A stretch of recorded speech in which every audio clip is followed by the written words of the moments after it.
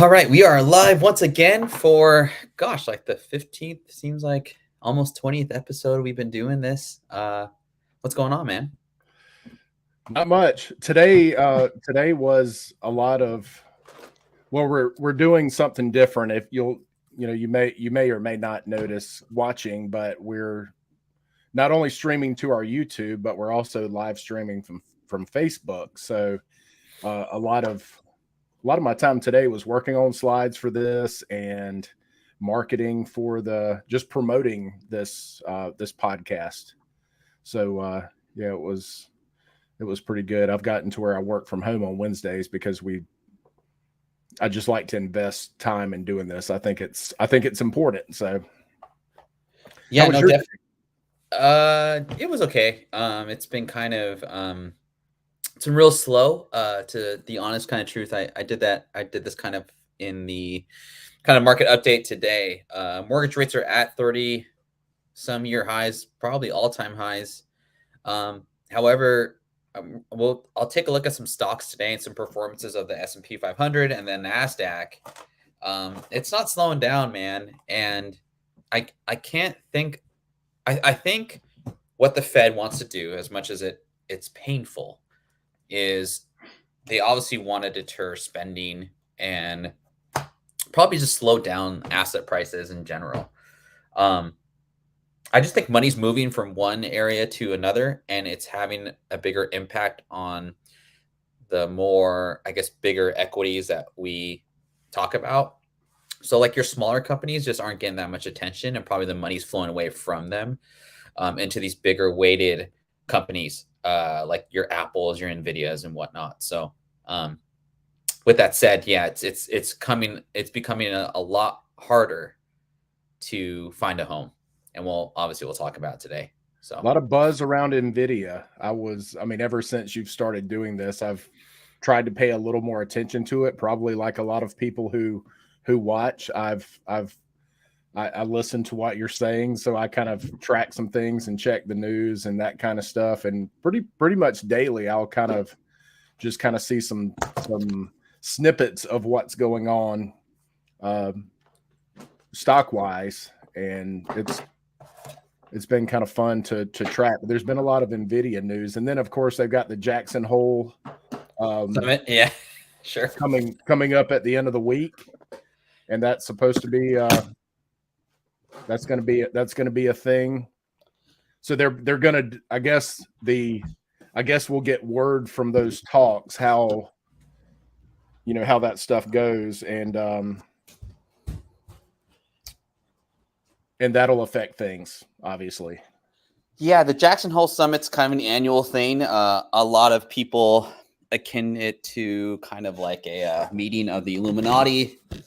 There's a lot of powerful people that end up going to this kind of shop, if you will, and it's it's kind of one thing that I used to pay attention to it, but it's kind of one of those things that like I'm not really a conspiracy theorist or they should make it public because they don't. It's a private meeting of very powerful people in the world, specifically in economics, like hedge fund managers, Federal Reserve people, what have you.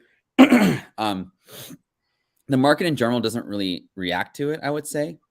However, I guess it's something to kind of keep in mind. Brad, I'm going to leave the studio real quick. I'll be right back. I need to, Okay. 1 second. I'll be right back.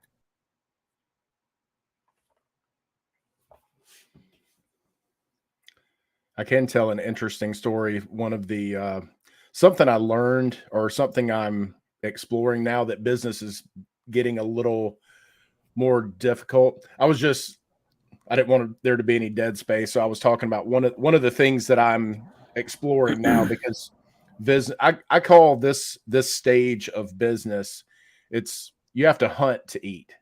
It's not falling in our laps. We've got to go out and get it. Mm-hmm. And so I started thinking about one of the things, as nerve-wracking as this time can be for the economy.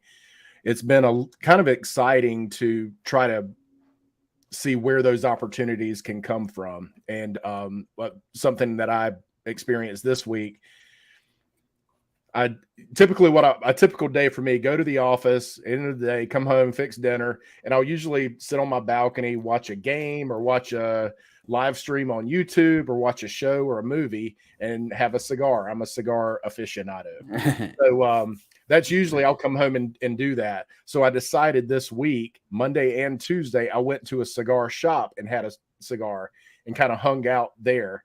And I realized that there's is the stream any better for you? It's why don't you try coming out and come back? And we only have one person watching, so I don't think it's a big deal. Yeah. I don't know why. So leave the studio completely or just back out of just go backstage? Leave the studio and then come back in. It might just be like a reset thing. I'm not really sure.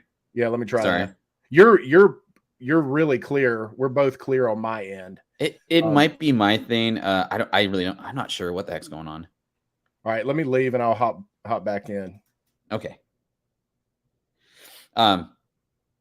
Yeah, I mean, Brad's right. There's a lot of it's kind of, this is going to be a real big test for real estate agents and mortgage brokers specifically.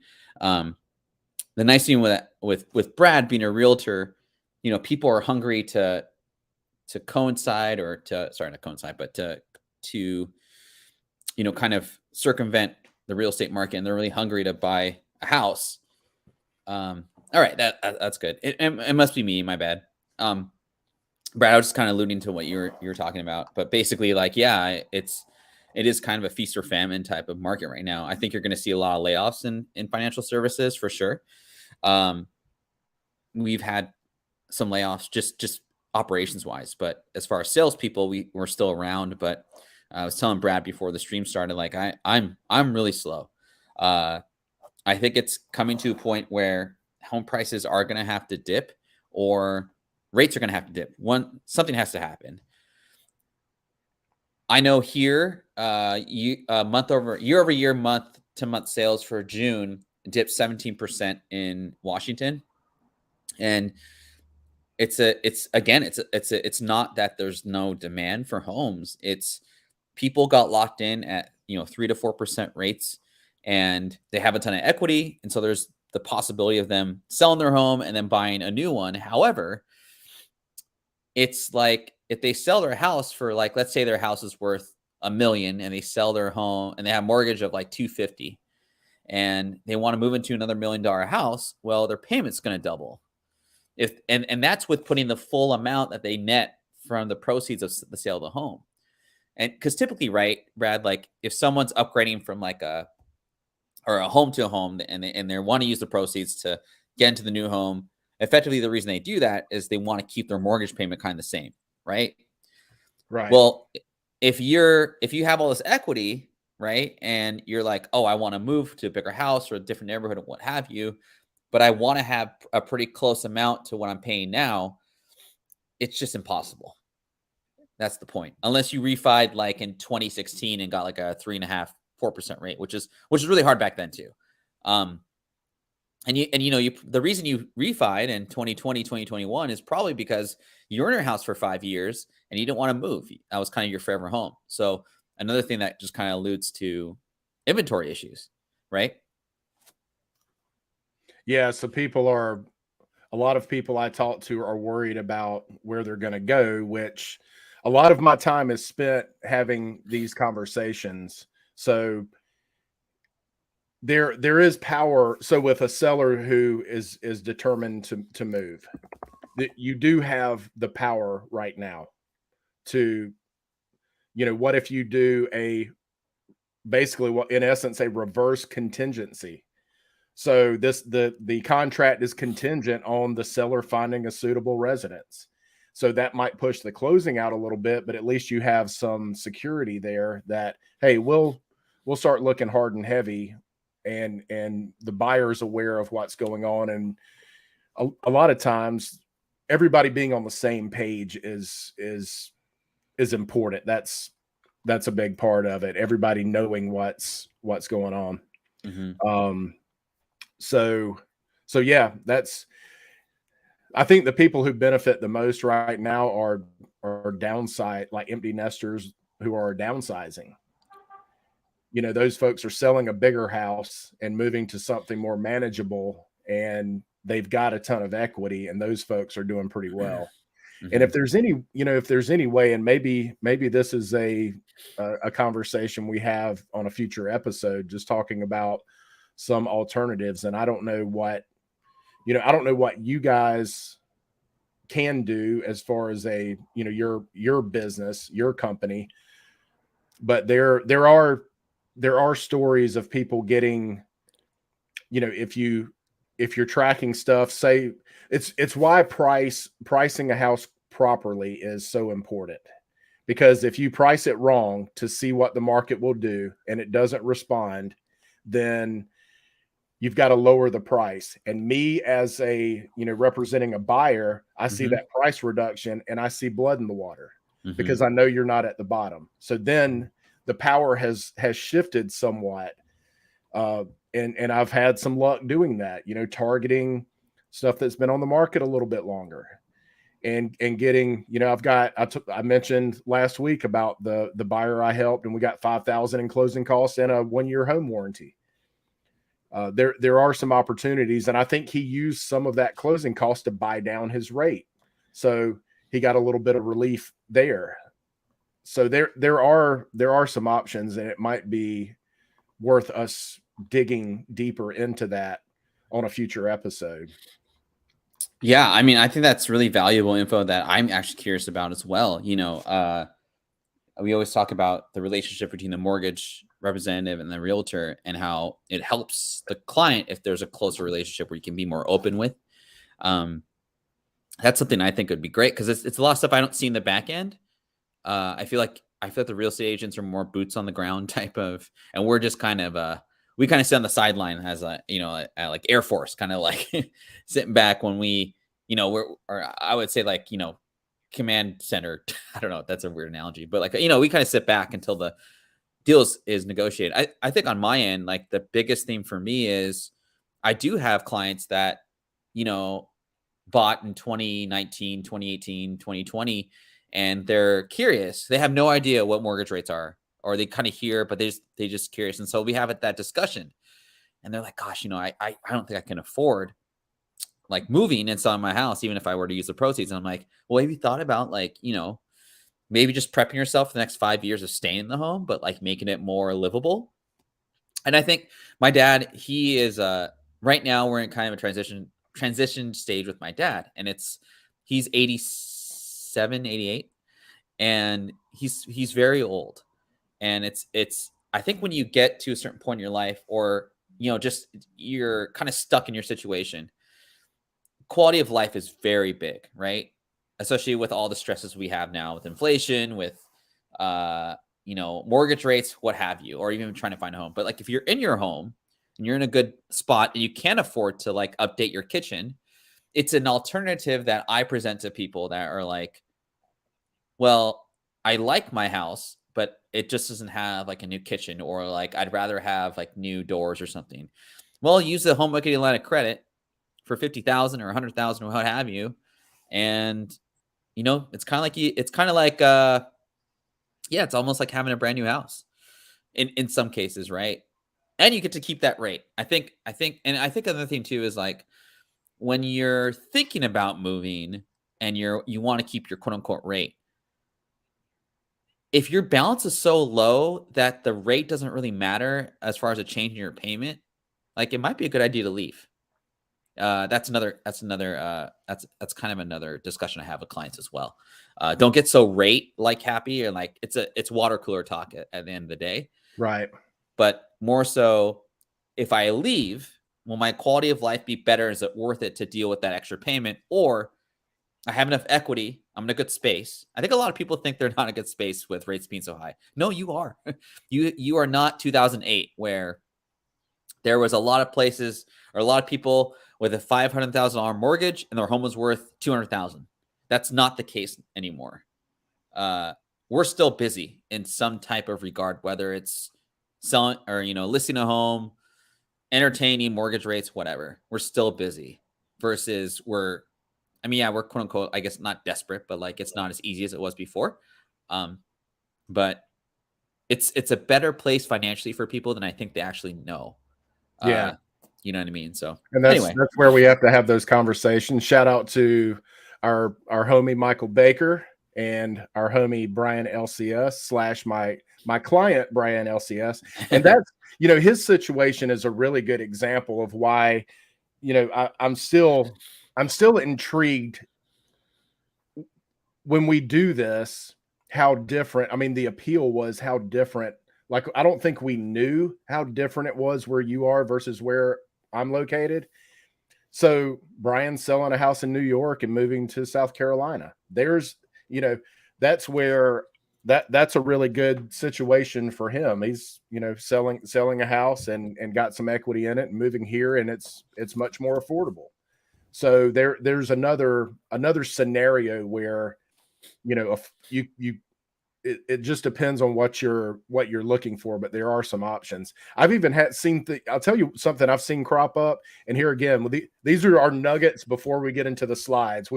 Every week we kind of seem to have a little something, but yeah, it's good. I'm starting to see assumable loans pop up. Oh my gosh. So I saw one advertised just this week. It was part of the description in the listing because, hey, we've got a great rate and you can assume this rate. You just have to get approved to do so. But that's a way to transition. You know, that makes it appealing for folks. So it's funny you say that. I have two assumptions going on right now.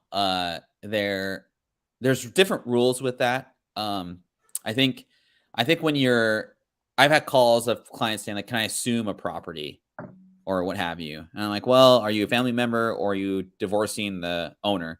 And they're not, they're just a random person. So unfortunately, I couldn't help that person out with their inquiry.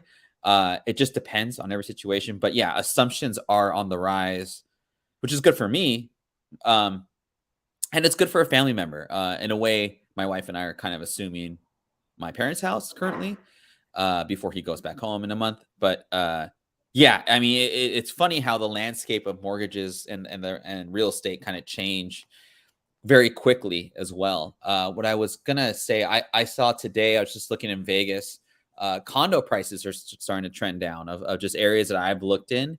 Not a lot, but I was just kind of curious to see on my own benefit, like, you know, kind of some areas that were like what kind of homes are starting to kind of go down in price. And is that, I mean, that kind of makes sense to you, correct? I mean, like versus a standalone home, it's just, so, I mean, I think a condo is a very like specific niche market in like areas, not New York or East Coast.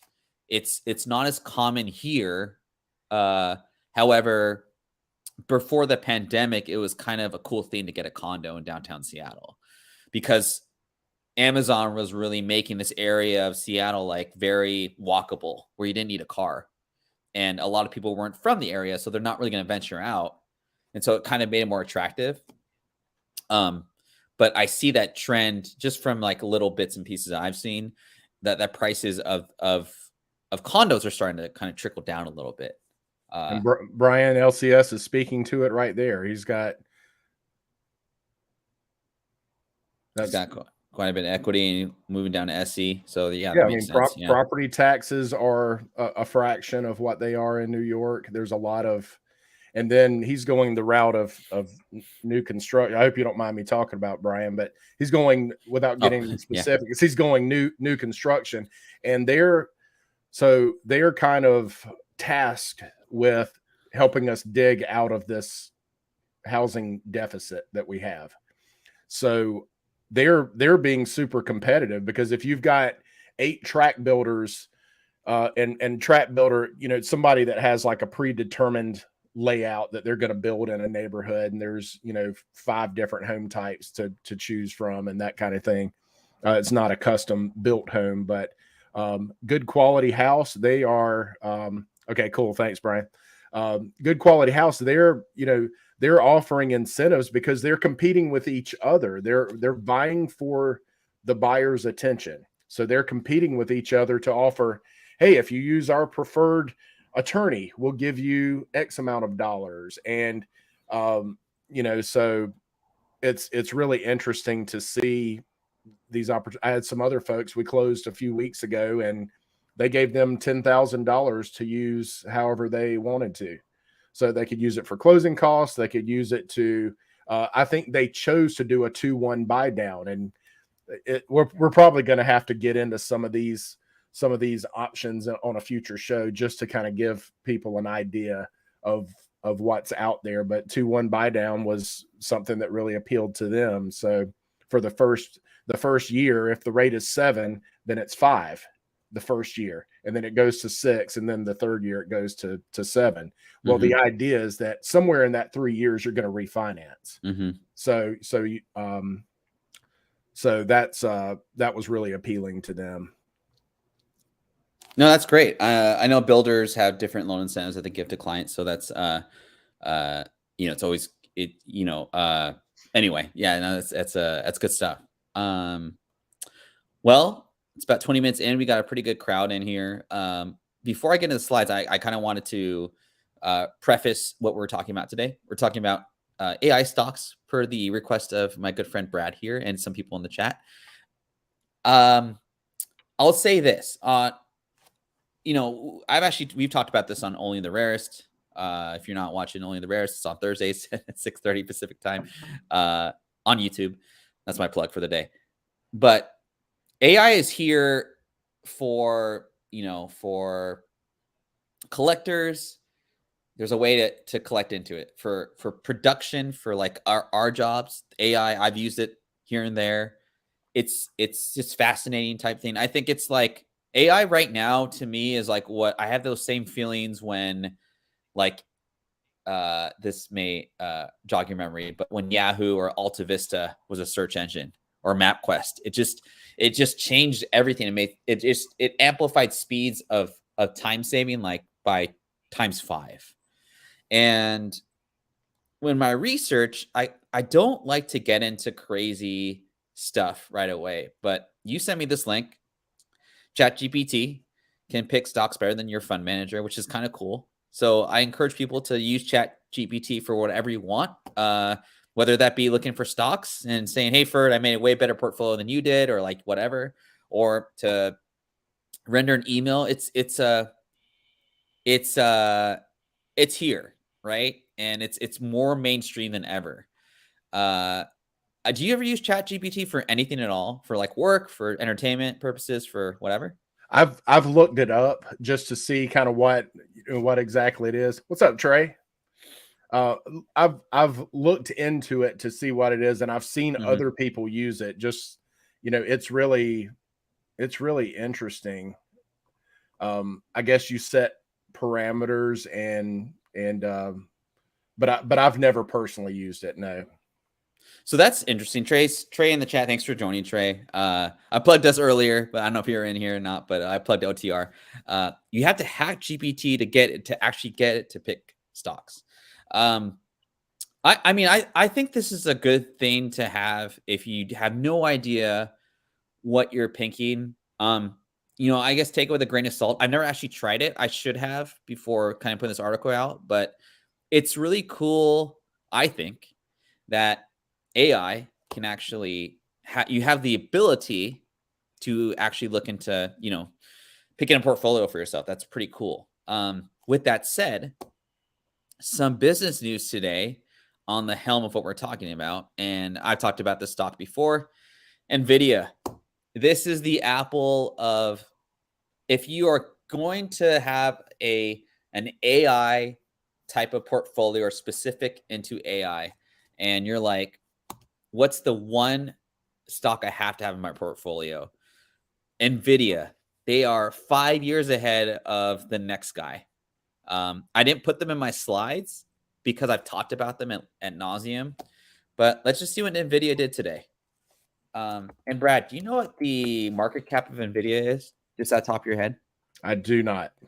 It's $1 trillion. It's one of the companies that's worth 1 trillion market cap. And that didn't happen that didn't happen until this year. But again, if you were buying this in December at $172 a share, you're up roughly 150%. I don't know of many stocks that have done that type of performance that are well known, but what this tells me is that stocks are doing pretty well. However, it's a more segmented market because there's less cash to borrow to invest into growing your company. So cash heavy stocks, cash rich stocks like Apple, like Google, ChatGPT, like Microsoft, they're buying semiconductor chips from Nvidia because they're the gold standard when it comes to AI chips, and they're investing heavily because they know now it's the future type of thing, just like cloud computing was the big thing in 2004, 2008. That's I just want to point that out today because they're at a 52-week high and they just announced earnings. And what is it? What did it say? Oh, they say sales will jump 170% this quarter from already a growing company. So out of the $1 trillion companies, Amazon, Google, Apple, Nvidia is the fourth one. They make one thing, dude. That's crazy. Their products are so good that they only have to rely on one thing for the next 5 years, essentially. It's pretty impressive. I don't know if I'd buy Nvidia right now, but I definitely would dabble into it just to have your foot in the game kind of deal. In comic book talk, this is the Miles Morales of stocks. This is the one to own for the next 5 years. I felt that analogy coming. Okay, good.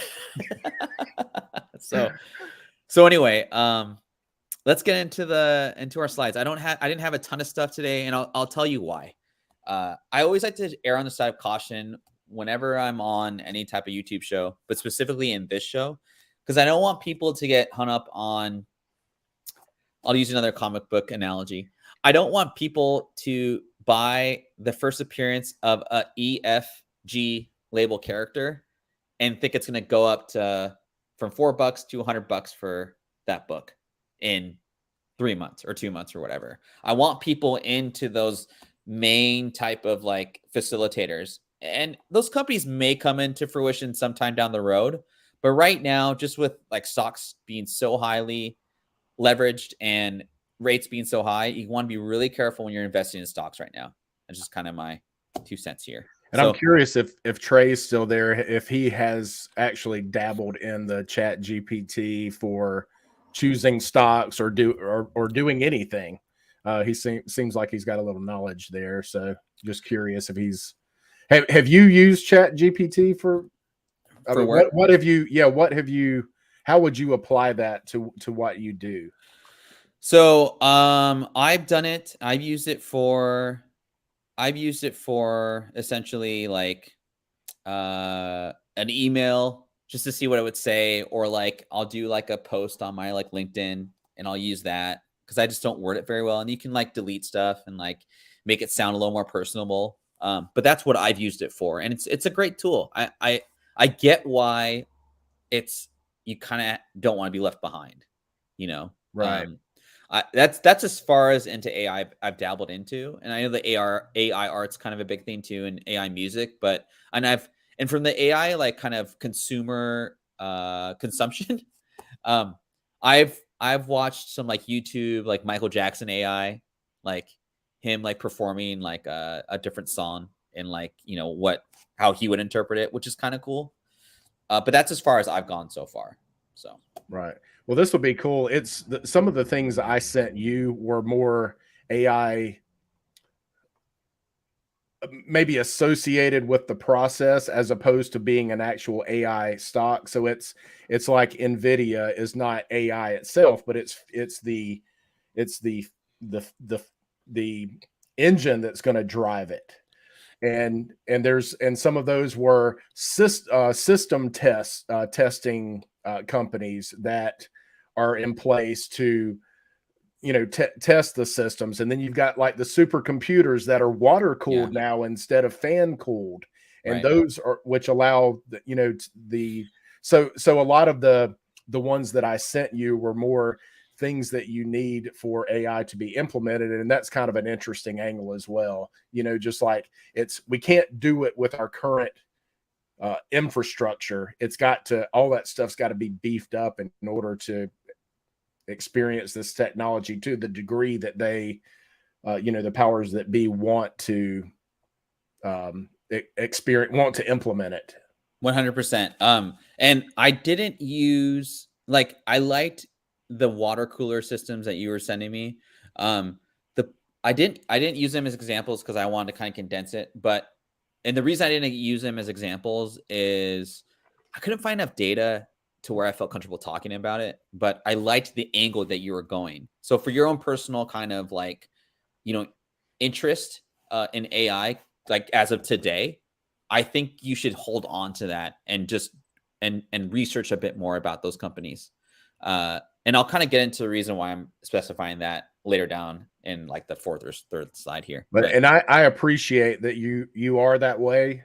We just don't discuss stuff willy nilly here. We like to know what we're talking about when we present something to you, the viewer. Right. And however, I will say that you did kind of direct me in a way that I think will make sense for everyone else by those slides, because it directed me towards these companies actually. So it's kind of cool that you mentioned those two. Great. So topics we're covering today, AI stocks, obviously. It's kind of mainstream, or it's getting to mainstream. I'm just looking at 3 stocks today. Our tip of the day and the Brad's the more you know kitchen remodel, which I think everyone always assumes their kitchen's going to be remodeled, but I did not take a look at your slides before this, and I'm curious as to what you kind of have to say about kitchen remodels.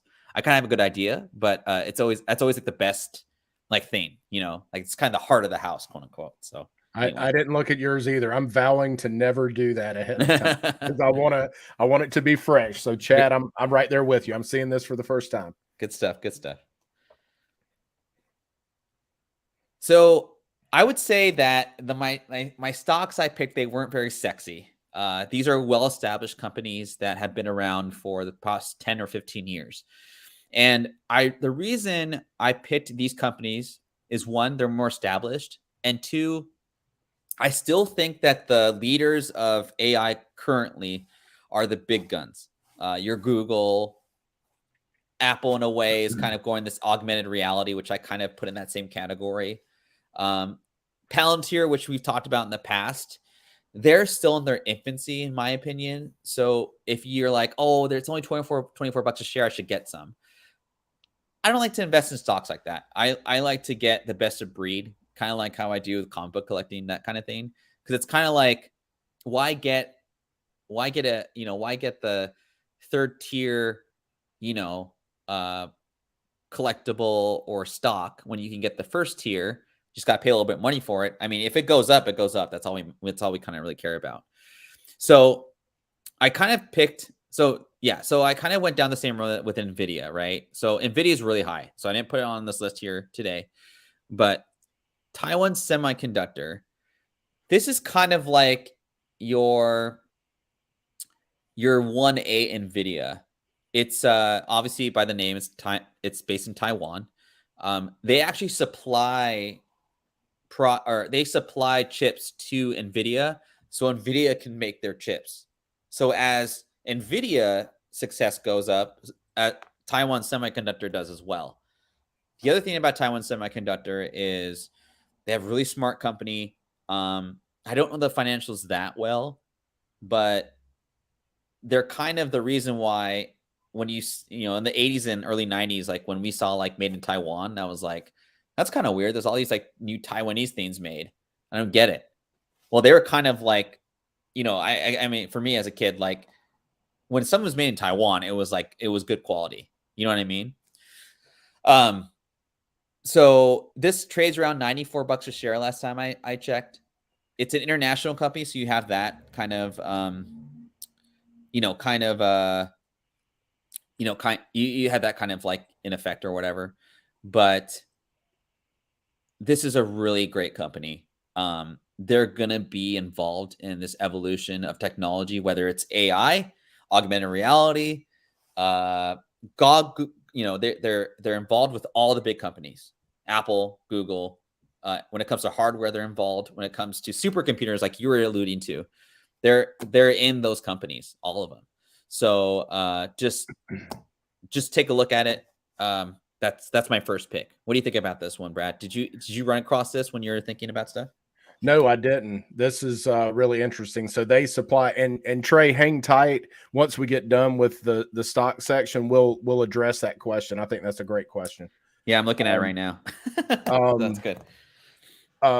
No, I was not aware of this. So they supply NVIDIA with some of the components that they use. Exactly. And okay, they also, so I know this is an AI themed show, but they also provide like your car. They provide to Toyota. That's one of their big clients. So the chips in the cars. Chips in cars. They're in a lot of different components you wouldn't think of that you use every day. I'm pretty sure they're on this MacBook Pro that I'm streaming from right now. But they are a major supplier to NVIDIA, which is at this time, I'll say it live right now, they are the gold standard when it comes to AI as of right now. So are we going to look at this one? Like, are we going to look at what's the stock going for? What are they selling for? Oh, here, let me, let's do this here. I don't mean to put you on the spot, but I like when you hop out and we take a look at the like dig deep. It's that's really fascinating to me. So you can see after hours that there's no announcements from TSM as of right now. It's up 227 with, you call this kind of like what do you call it? What do they call it? They're moving in correlation with NVIDIA. So NVIDIA is up. The thought process here is that, if NVIDIA is doing well, then obviously Taiwan Semiconductor is doing well as well. That's what I meant to say. So yeah, for how far back does that go? Oh, this is one day, but I mean, like in November, this is down to $61 a share, and it's not. I mean, it's not crazy moving like NVIDIA because people are buying NVIDIA's chips, right? The final product. Right. They're not necessarily buying Taiwan Semiconductor, but this is a more conservative approach to this supercomputer AI boom, along with a lot of other technologies that are beefing up. And here's the other thing too. I'm glad you picked AI because technology is the only kind of like growing sector right now. Finance is not crumbling, but it's not growing as fast because mortgages aren't being done. Real estate companies, it's like whether it be a REIT or a construction company, like they're not doing as great because rates are so high. So the focus is, I'm going to put my money in technology because they're the only sector that's spending money because they have the cash to do so, right? So they're taking advantage. They're taking market share.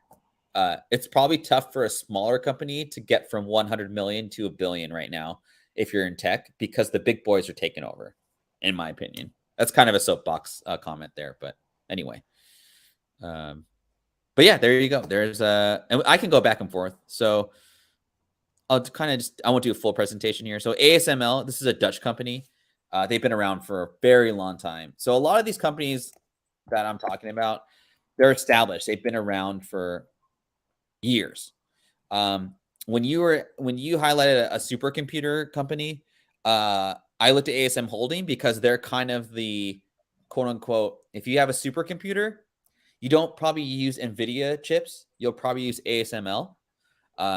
They're just known for being kind of the gold standard for supercomputers.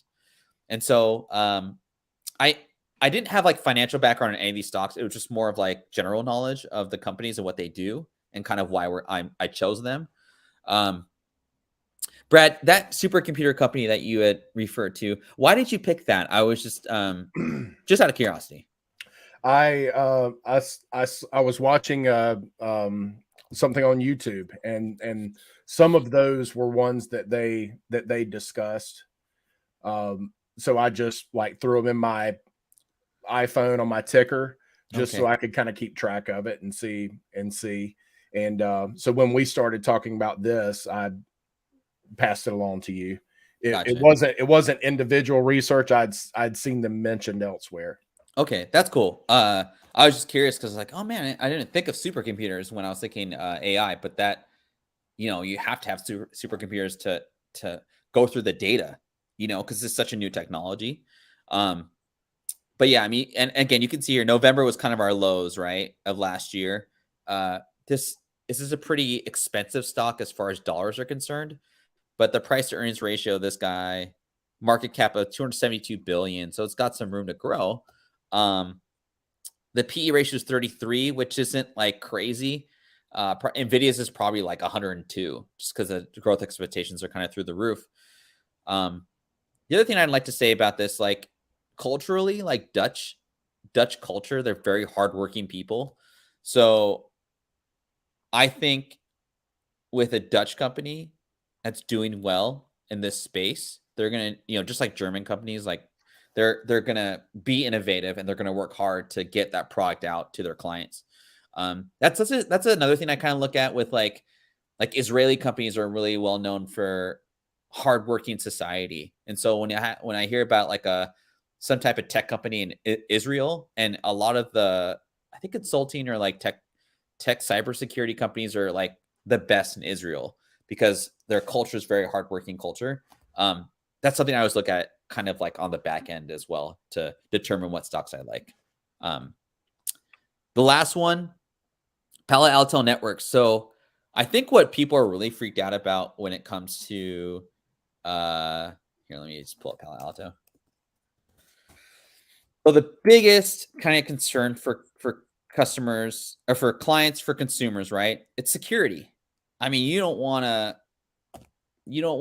your stuff hacked, like financial institutions don't want to protect their clients. And so they're going to do whatever it takes to dissuade hackers. Well, what if, like, my thought process with this one was, what if someone develops some AI like virus, and this AI virus is just so much better than any virus known to man? Well, a company's going to have to come out and they're going to have to research AI, because they're going to be like, shoot, I'm really good at cloud computing, cybersecurity, or blockchain, or whatever technology it is, but I don't know anyone that is like I don't really know a lot about AI technology. I'm going to need to get into that space because my Google, my Chat GPT, my Apple, whomever is going to be like, I need some security for AI. Can you help me? Well, Palo Alto Networks, you can kind of correlate with being the Apple of cybersecurity. So I mean, to put it in a nutshell, they're the best cybersecurity company in the world, in my opinion. I was just reading their profile there. So they work with service providers. So the people who hold the data, they're defending their data, so to speak, and it also states that they're the cloud, the cloud stuff. So it even protects against, when your stuff's in the cloud. That's really cool. So again, like this is like, $237 a share. It's not, it's not going to pop up like big time. PE ratio is pretty high. 185 is like pretty high there, but just something to kind of, I just want to give ideas to people to like, don't invest in an AI company because they come out and say, we are $100 million market cap company. Our stock trades at $2 a share, and we are developing like Terminator 2 like robots. Like that is so far out of like the spec of artificial intelligence at this point. You want to get into the companies that are feeding Google, feeding Apple, providing that necessary hardware or security to help them develop it, because they're going to be the leaders of AI, and there will be other companies that come out of that and kind of go independent, right? But it's AI, as far as an investing standpoint, is so new that I kind of err on the side of caution to get into like some $2-3 stock that you heard about on like some tweet or something. It just, in my 20 some years of investing, those companies just don't work. And I kind of compare the AI kind of like fascination with investing. I compare it to the .com evolution, right? Like in the late 90s, like I'll just name a couple. Homegrocer.com. Do you remember that company? Homegrocer.com. Mm-hmm. I don't remember that, but there was an awful lot of .coms. Right? That company was valued at $10 billion a share, or $10 billion market cap in 1999. Like not 2023, but 1999, $10 billion market cap. They thought they're going to take over the home grocery delivery space. And the company went bankrupt, got acquired by Amazon, and what have you. What's it? Pets.com. That's another big one that, Was that the sock puppet dog? Was that the yeah, exactly. And that's just, those are the most I can off the top of my head. Those are like the most famous companies that kind of came out of the .com boom that are no longer. So imagine like a $2 stock or $3 stock that you buy 1,000 shares of, and I'm gonna sell it at 6. Like that's not how you invest. That's not good. And I'm not gonna I won't get into that too much here today, but that's just kind of where my head is at when it comes to this presentation. Yeah, back then you could. I mean, the Super Bowl was just littered with those .com ads back then. I mean, that's almost all it was .com ads. And Trey, you actually have two really good questions here. What if China invades Taiwan? I did think about that before I put that on slides.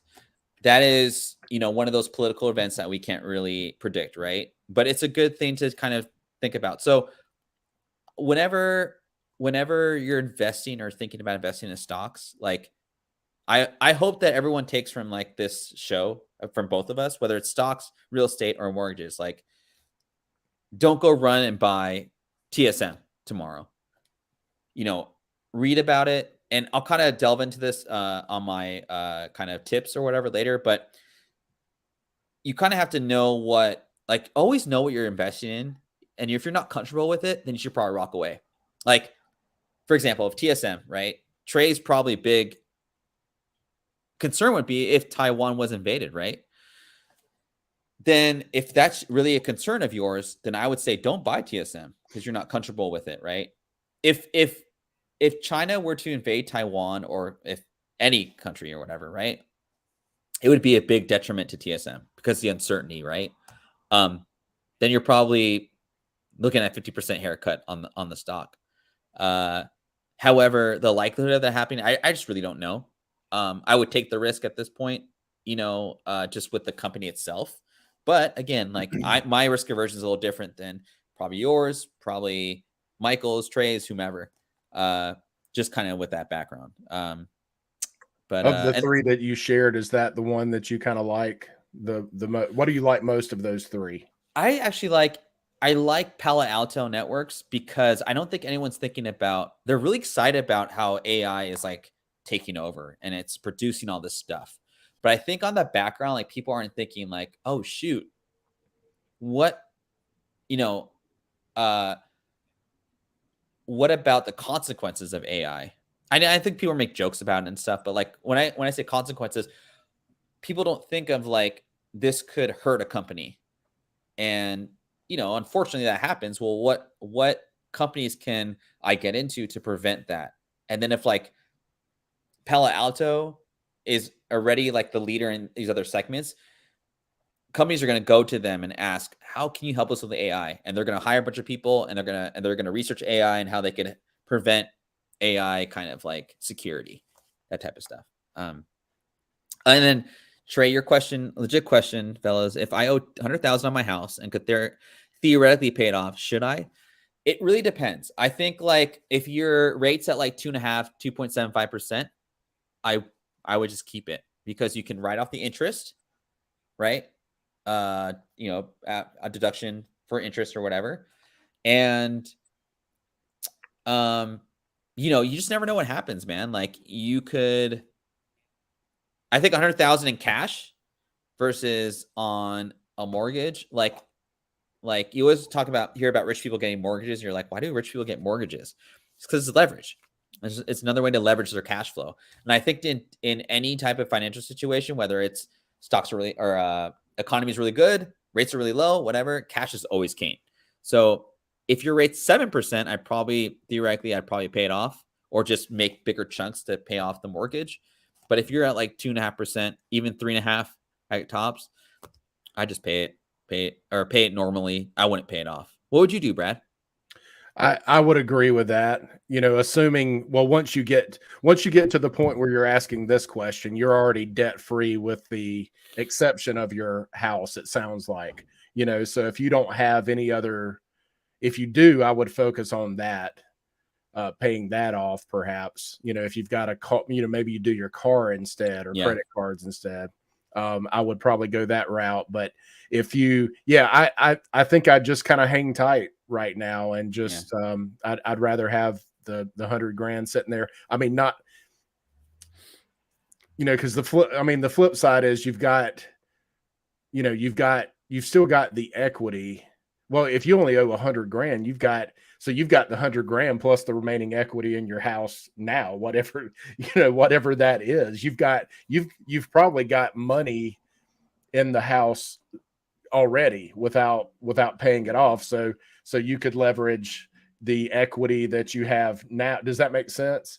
Like, if you've got, assuming that your house isn't worth $100,000, you've probably got equity, you know, you've got equity there.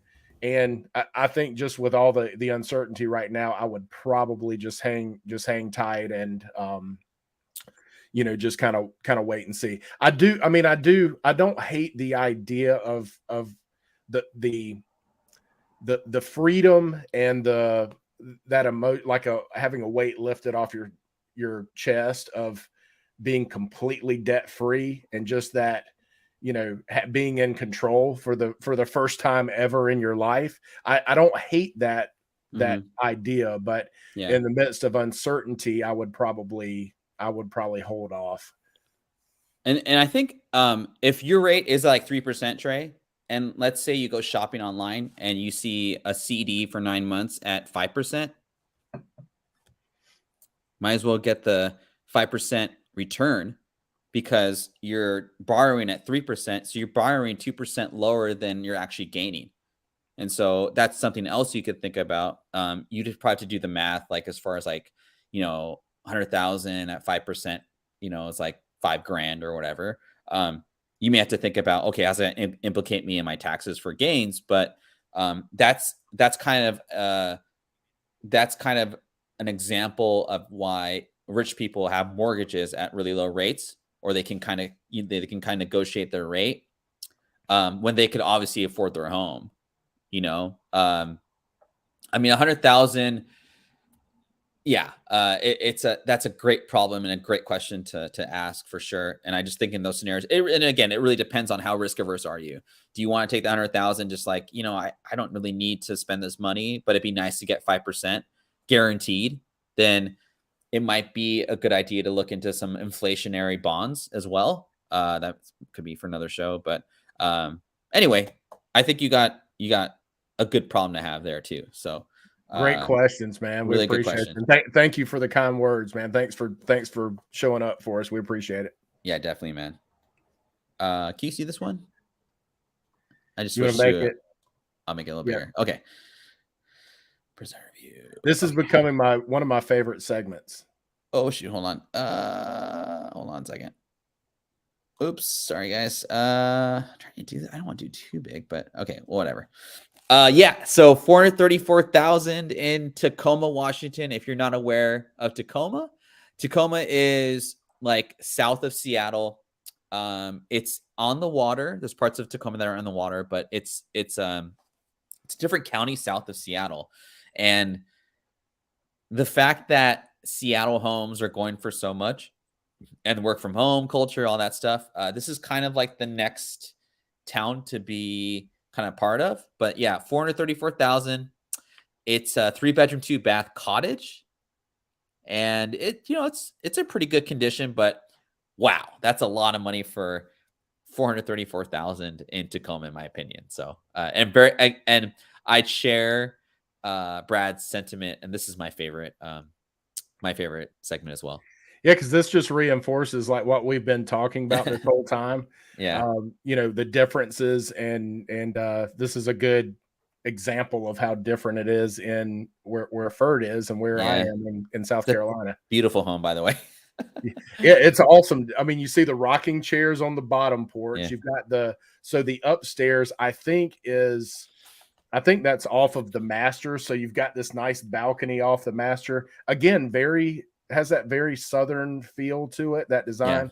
2-car garage. So it's 4 bedrooms, 2.5 baths, 3,100 square feet, built in 2009.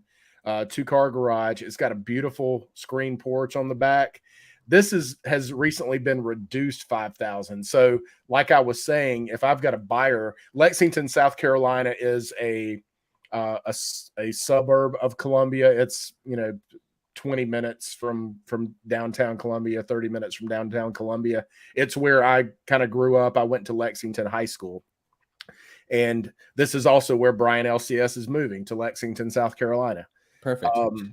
But it's recently reduced $5,000. So based on what I said earlier in the show, if I've got a buyer looking to move in Lexington and this is in their price range, I'm telling them, hey, I didn't like it when it was, $5,000 more expensive. Let's go take a look. There's probably some room there. We probably got a little wiggle room where we can get something. They've already started lowering the price. So I'm gonna approach that aggressively and try to get my folks something that benefits them, and then just have them be raving fans after I get done. Because in this market, when you can get them something that they shouldn't get, then they're clients for life, and Right. everybody they know are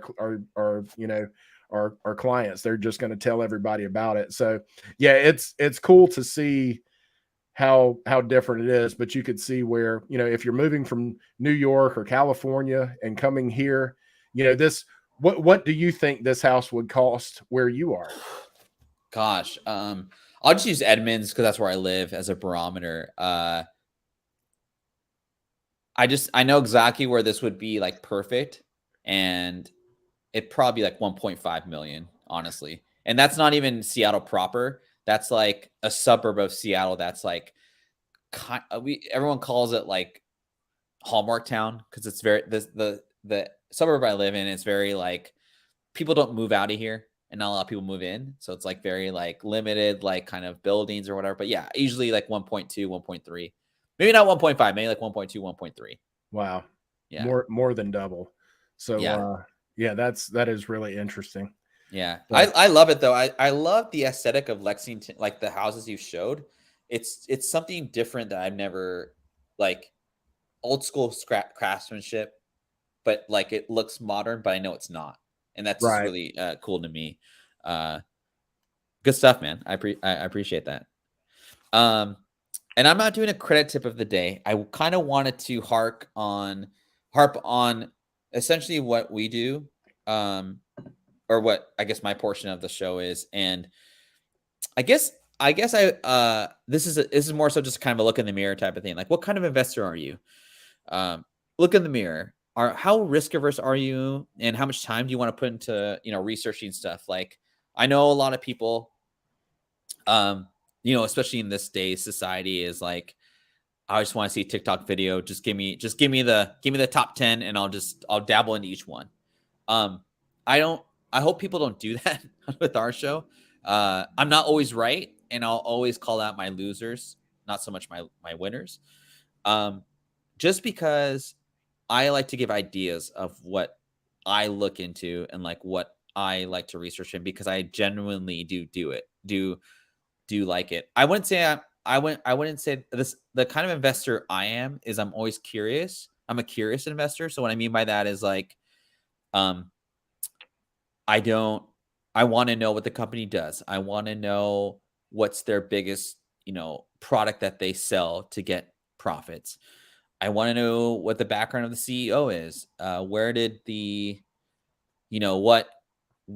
when did they start the company? Stuff like that. Basic things, right? And then from there, I want to dive in a little more. And with the onset of like ChatGPT, for example, or just general news in general, I mean, you can just go on to any website and just type in whatever. And the easiest way to invest is to invest in stuff you know. And I'm not saying like stores that you necessarily shop at, but maybe stores that your nephews shop at, or what kind of games that your kids like to play on their iPhone, like Roblox, stuff like that. And then I'll kind of dig in from there. There's other investors like Trey, for example, who asked a really good question that I sort of thought of, but I was like, I'll just put in there. He sounds like a cautious investor that's intuitive to like overall global things that can affect a company, right? It's not now that type of case doesn't happen with every single company, but it's a hindsight type of investor, right? Like he's thinking what could really kill this company. So cautious, I guess, is that how to categorize that kind of thinking. Then there's like, I don't know what kind of investor you are. Is it like, are you the type of investor that is very conservative, or you only want to invest in like momentum type stock? So what a momentum type stock is like basically whatever stock's in the news and what's pushing it up. And you don't really look at like fundamentals. You're just more of like the story. I would say I'm conservative, and I'm a research, like I'm gonna do research on something before I pull the trigger. Cool. I want to know, and I like that angle that you take, because you're looking for red flags, and if you know the background of the CEO, and you know you dig into, hey, this is how much money they're spending, and they're, if they're bleeding, one of your terms, bleeding cash, they're what are they? Sometimes that's a scary thing, and sometimes that doesn't seem to scare you based on what they're doing. And that's kind of that's something I've enjoyed watching you kind of mull your. That's why I like seeing the ticker, and you do like dig deep, because Sure. I can see your thought process when you're doing that. Cool. Yeah. So just like, and you can always change that dynamic, right? Like you can take a little more risk if you're like, gosh, I feel confident in like stocks, but I want to take a little more risk and buy like that $2 stock that could go to like $4 or $5. I know 9 times out of 10 that doesn't work, but you can catch lightning in a bottle sometimes, and the market's always changing how you can invest too. So, well, that's enough out of me, Brad. Let's take it away, my friend. All right. So this is a common question that I get, and we're kind of, with this segment, we're kind of exploring these these questions. We did solar panels 2 weeks ago, and then we did is a pool a good investment last week, and now we're looking at kitchen remodel. Is it right for you? So next slide, and we'll kind of dig into, I'm going to use the same format each week. I think it's nice and clean. It's really good. It breaks it up. It's really, really cool. So the pros of a kitchen remodel: modern look. People are looking for that Chip and Joanna Gaines. We want that farmhouse style, open floor plan, big island, that kind of stuff. So that's something that people are looking for. And this is, I approach this whether or not you're looking to sell. So this is just a general, just generally, is it, what are the pros? Better resale value. So updating your kitchen will increase the resale value of your home, even in a slow real estate market. Oh, okay. And we'll kind of this can also be a little bit of a con, and there's a caveat. I think what you'll see with this stuff is having a conversation. Just, if I've got a great, there's clients that I've worked with, I continue to be friends with them, and these are the type of questions they'll run by me. They'll talk to me about, hey, we're thinking about doing this. What do you think? Yeah. And that's always a good option, just to make sure you're getting the most bang for your buck. Return on investment. Kitchen remodels have the best return on investment of any room in the house, as long as you don't go over the top. So that's just good pros, just general stuff. I know you're doing a bathroom remodel. Have you done anything in your kitchen yet? Oh, so we're done with the shower, which was a pain and a great learning experience in the same, but I saved about $4,000 doing that myself.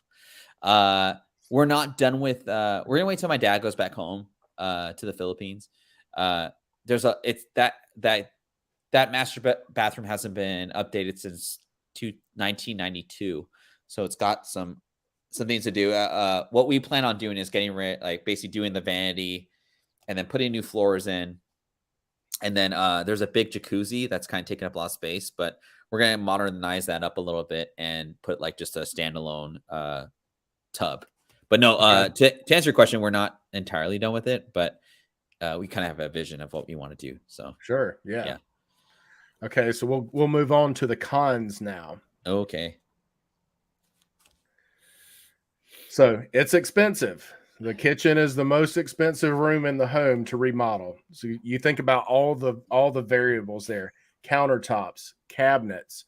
Hey, we can't put the old appliances right back in after we've done the countertops and cabinets. So we got to get all new stainless appliances and and do that. And it's interesting because for probably the last 3 or 4 years, 5 years, maybe they've 3 to 4 years, they've been trying to move people away from stainless appliances. Oh, really? Yeah, just like trying to make that trend end. But I think people see, because they're hard to clean, they kind of hold fingerprints easily and stuff. Oh, okay. And so, but it's something when people see that, it automatically, I think it just gives a value, like a higher dollar value to the kitchen when there's stainless appliances in there.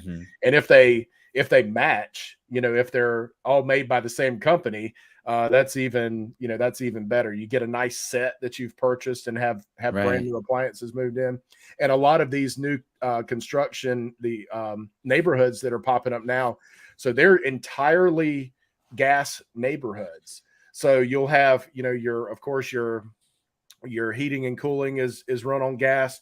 You'll have a tankless water heater that's run on gas, and they will typically have a gas stove, really efficient gas stove in there too. So all these things kind of add up to people, people like that stuff. So the flooring's another one that can add up quickly.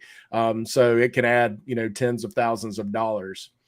The other negative is disruptive. It's disruptive, and time consuming. So the kitchen's it's the one that everybody likes to see updated, but it's also the one that is the most burdensome on a family. Right.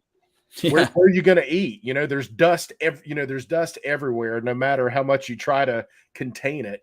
But you've got to eat, a couple of meals a day there. What do you do when you can't eat out if it takes a month to do the remodel? You're going to eat out. Are you going to eat out every day for a month?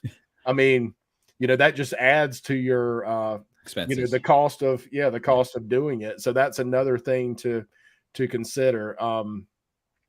We rely on it for our daily sustenance. So fixing, think about fixing, you've got kids in school and they take their lunch. Where are you gonna, you got to fix lunch and breakfast and before they go to school and all that stuff. So it's just something you have to plan ahead and know. And then while it does add the most value, it's like most upgrades, it's not a dollar for dollar value. So you can't say, okay, my house is probably worth 300,000. I spent 20 on the kitchen, so it's 320.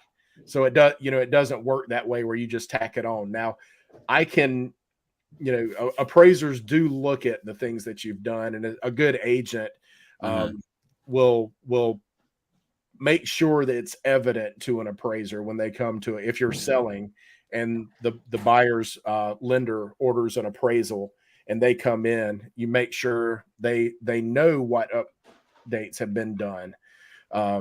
So those are just some things to think about when you're doing it. So let's see what my my hot take is. Michael Baker will be happy about this one. My hot take is yes. It's our first yes of Yeah, since we've been doing this. So yeah, that's great. We had a no, a maybe, and now we've got a yes. So while not a dollar for dollar, I could understand. Well, the barbecue is that's a good. So you thought ahead, Brian. So that's good. If you've got those griddles that they have, the outdoor griddles would probably be a good thing. Right. A lot of grilling and a lot of outdoor stuff.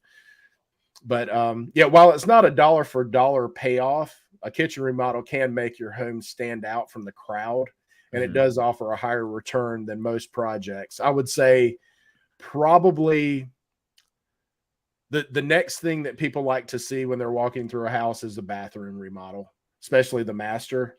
Yeah. That's a you get a lot of bang for your buck with a master remodel as well. So make sure you talk to your real estate professional to know how to get the most bang for your buck. And what I mean by that is have those conversations. And I use this example. Some folk, I sold their house years ago, and before they called me to list their house, they the house was probably, I don't know, 6 years old or so, 6 to 8 years old. They were building new houses in the neighborhood. So they spent $10,000 and they had hardwoods in a section of the house. They spent $10,000 and got hardwoods in the remaining downstairs portion. So it was all the same. Looked great. But had they talked to me first, I probably would not have suggested that, because I can't guarantee that an appraiser is going to see the value there. Yeah. That 10,000 Yeah. might have been better used elsewhere. So yeah, microwave food and air fryer is another good one there, Brian. Yeah, absolutely.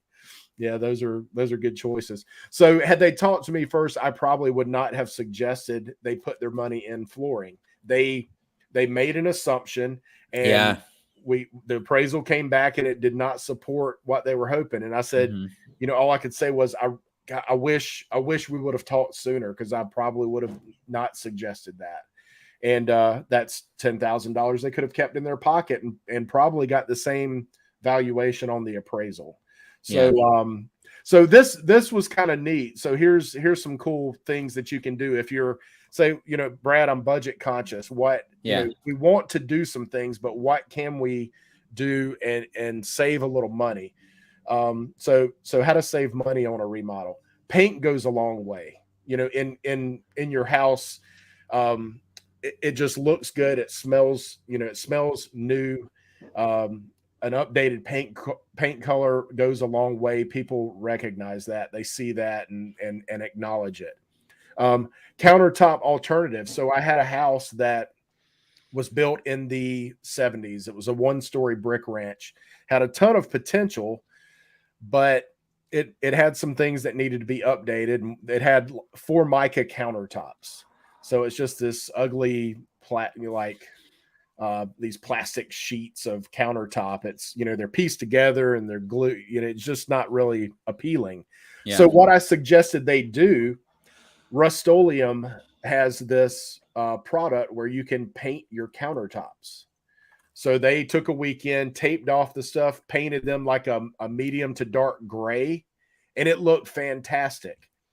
And that was where I said, okay, so we don't have to pay to have granite. And it probably wouldn't have made sense, because this house sold for, it was in the $100,000 to $80,000 range a few years ago.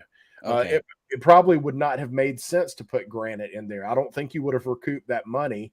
And I've had people who sell granite tell me, if your folks want granite because they want granite, do it.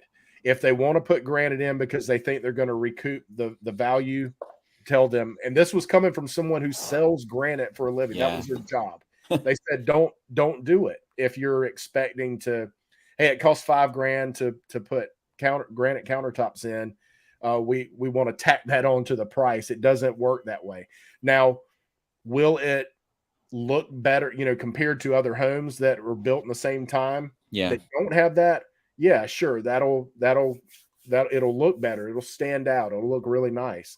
So those just things to think about. But there are some alternatives if, in this case, where the house didn't really warrant spending several $1,000s to put granite in there. This was a nice alternative that cost them, I think the countertop paint cost them about $60 or something, and it looked really good. So they just painted the countertops and it looked nice. So there's some alternatives there. The last one is one of my favorite ones. So I've seen people, gosh, we don't want to bust up our whole kitchen. We don't like the cabinets. What if Sure. you replace the cabinet doors, leave the cabinets intact, and just update the hardware and the cabinet doors? So then it looks like you've got, now you might choose to say, hey, we want to brighten up the kitchen. We're gonna take the doors and the hardware off, paint the cabinet frames, so to speak, paint those white, and then get white cabinet doors to put on there with some shiny new hardware. That's a cheaper expense than just busting up your kitchen and redoing all that stuff. I've had clients who did that, and it really looks nice because the door will look more modern, but you haven't changed the Insides. Yeah, right. I had some questions. Really cool stuff. You always bring like just like more questions that I'm curious about.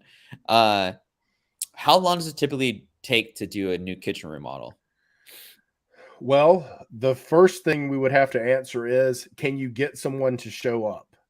And that's real, during the pandemic, if you were trying to call anyone to Yeah. come do anything, I mean, it was just tough. I Yeah. find that a lot of the good ones are busy a lot. So Mhm. they might not even be able to start for, a month or 6 weeks. So but when they do start, you'd like to think a couple of weeks it would be done, but you've got to make, there again, planning ahead and making decisions about, okay, we've got to, for a couple of weeks, we got to figure out what to do about food. And Brian offered some really good suggestions there. The air fryer. Yeah, you can cook whole meals in air fryers now. So that's great. But I would like to think you could get it done in a couple of months. And that's also assuming that the appliances you order are in stock. There's all these, you have these supply things that you've got to navigate as well. So we haven't had as bad of a year and a half, 2 years ago. It was much worse. When building I had a lady who was building a house, and at every step there was something that wasn't in stock. So I mean, and even down to this builder used Sherwin-Williams paint.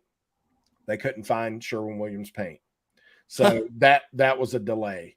The breaker box, they didn't have breaker boxes. So that was a delay. Garage doors.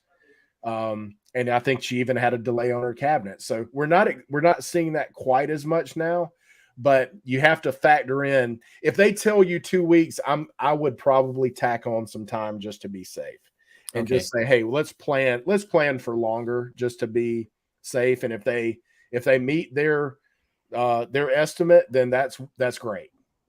Okay, another question for you. So let's say you do a kitchen remodel let's say you do a $50,000 kitchen remodel for a $500,000 home, and you do the same kind of, like, let's say like you do $60,000 or $75,000 kitchen remodel for a $1 million home. Does the size, like the value of the home, like if you do a remodel like on a more expensive property, but it's for like the same amount as like a lower expensive property, does it, because the home is worth more, is it not that big as it, sorry, I'm trying to think how to say this. Is there not as big of an increase in the value that the remodel adds because it's worth more, or is it inverse? Does that make sense? Yeah, that's a great question. I would say I think it would depend. So if I look at it from the perspective of, let's say I'm selling both of these houses, Sure. Yeah. it would depend on the offer price. But I'm gonna present this. So just so this, I'm giving away some tips here. So hopefully there's no other realtors watching. But I'm joking. I've actually told realtors in my office like this tip. But and I had a listing appointment last night, and I shared this with them and offered to do this with them when we get to that point. So if I have a listing and the appraiser has to call me to set up a time, and he may or may not have access to the lockbox to get in. Regardless of that, I'm going to meet him and say, "Hey, I'll meet you there. The sellers would like for me to be there while you're there," or that's usually my plug. When I go, I've got something in hand. I'm taking something. Usually it's a one of those clip binder, like presentation binders. I've got pictures of the house in it. I've got all the particulars that they need. I've got the biggest thing is list of key features and upgrades, and I will assign a dollar amount to those. So I guess technically they would count the same regardless of the size of the house.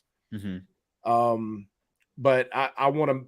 The biggest thing is just making sure that the people who are assigning value know what was done, and they're probably going to assign their own, their own amount to that update, that remodel. But I'm going to let them know exactly what was done and be very specific. I've met them at houses and put one of my key features and upgrades was Pella windows, and it was probably about $14,000. Pella windows, they're really nice quality, double pane, energy efficient. And this lady had an older one-story brick ranch house. She had replaced all the windows with energy efficient Pella windows. And I was going over the key features and upgrades with the appraiser, and he said, "Well, I wonder why she didn't replace the windows on the back of the house." I said, "Well, she did." He said, "No, they're different."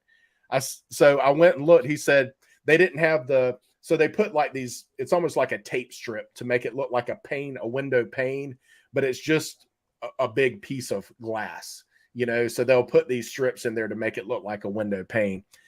So she had asked for those not to be installed on the back of her house, the strips, because she had bird feeders and wanted an unobstructed view to her backyard.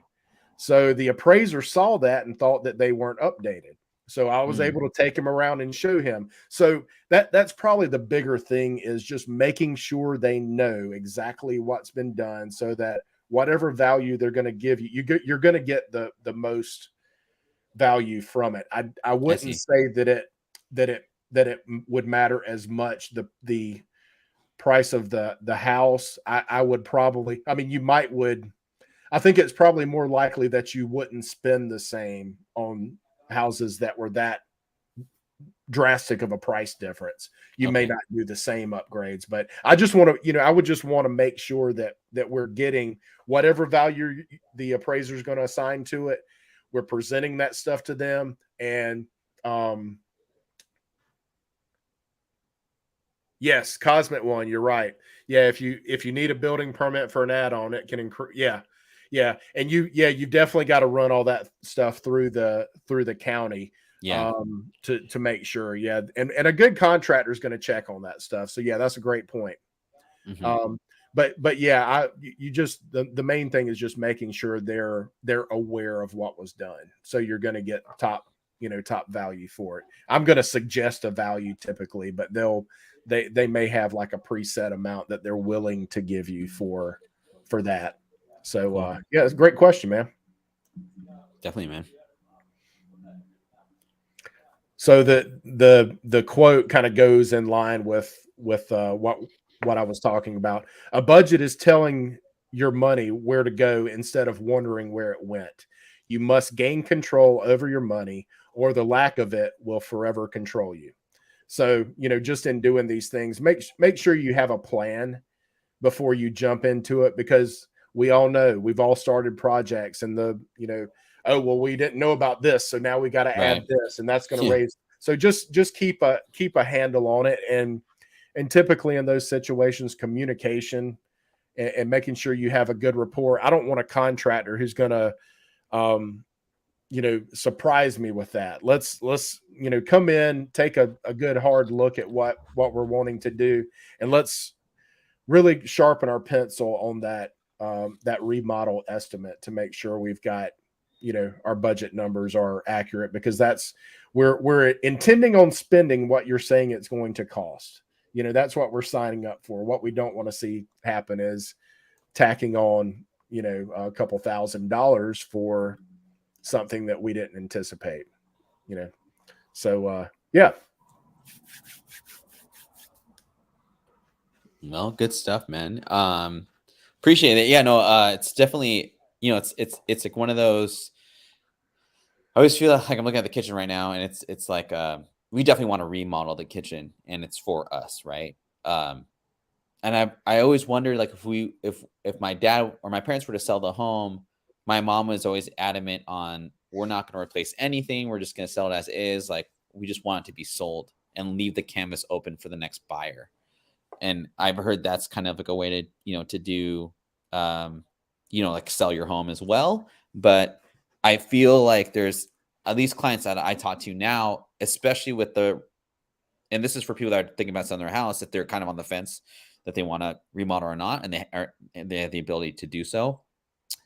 The feedback I get from clients now is like, they don't want a new canvas. Like the normal buyer that's buying in the 500 to 750 range, they don't want a canvas. They want an updated house to move into, because it's so expensive nowadays to buy a home with rates being so high. So I wonder if that's going to be a trend. Like, right now I haven't really talked to people buying a house, but like that's the feedback I get, is like they prefer a brand new, like, update. And I see a lot of listings around here that get more traction if the home is updated, right? Because they feel they're getting that value of whatever. And I feel like the stress of buying a home is bad enough. To stress about a remodel is like a whole nother animal, right? You just went through that 30 days of hell. I don't want to go through 2 more months of hell. And I want to move into my house without having to worry about barbecuing outside, right? So I thought that was a really good segment for people that are listing a house, to help them sell their home wherever that may be. So really good stuff, man. I really appreciate that segment, man. It's good stuff. I 100% agree with you. People, you know, they want to move in, they want it cleaned, they want to Yeah, move in and just start living. They don't want to, okay, well, now that we're in, now every house will sell. There's a price at which every house will sure. sell. Yeah, So I stay away. I'm surprised. I see it a lot in my market, but I'm surprised how many agents will say they'll put as is in the description. And to me, that tells me immediately, because I like negotiating. It's a little bit sadistic, I guess, as a buyer's agent, but I like negotiating, because if you hmm, tell me as is, you're telling me you've got projects, and yeah, that means that the price so you want top dollar, but you also want to sell it as is. You know, I'm going to negotiate something there. I'm going to make it worth my while. If my clients like the house, I'm going to make it worth their while to, hey, if you're going to take on this project after you move in, we're going to get you something for it. So I think it invites lowball offers when you say as is. That tells me that's what an investor wants to see. And that's when you're going to get an offer from some national company for, a fraction of what you're expecting to get.